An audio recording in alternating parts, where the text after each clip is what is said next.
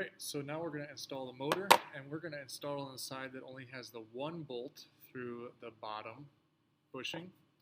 And I like to use a axle to help us locate the motor in the right spot. I'm just going to put this axle through the middle hole of the bottom set of bushings. And actually I need a longer one, so I'm going to get a longer axle. This will work. Alright, and that is going to help me make sure I get the motor in the right spot. So I'm just going to put that axle into the axle hole in the motor and then push that motor up right where it needs to go and get it kind of set. Alright, now one of the bolts for the motor goes through the bushing. That's why we didn't install that bolt right away when we were installing the bushing. So that bolt goes through and holds the motor on. And you want to use a 1/2 inch bolt there. Any longer is not going to work, any shorter is not going to work, so you need to have a 1/2 inch bolt there. For the bottom or the last hole that holds the motor on, you can see there's one more space to put a bolt through. I'm going to use a 3/8 inch bolt.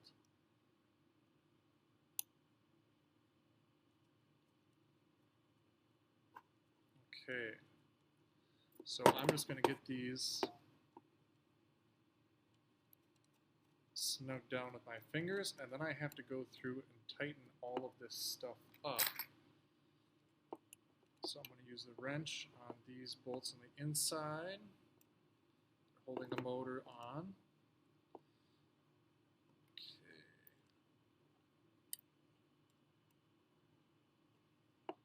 We want to be careful with the motors not to tighten those bolts down too much, because if you do, it can strip the threads on the motor, and when that happens, then the motor is pretty much useless. So we'll get the two bolts that hold the motor on tight,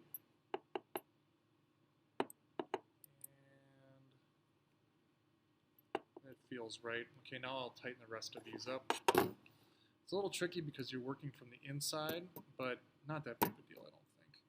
Especially if you finger tighten them enough so you don't have to twist the wrench too much. It's not so bad. If they're super loose, just tighten them up with your fingers until you can't tighten them with your fingers anymore.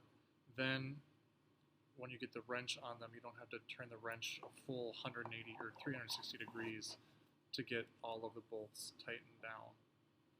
And this wrench is kind of on its last legs here. Okay, that's pretty much tight. Okay, so now I've got my motor attached to my claw unit. I can take this axle out because I don't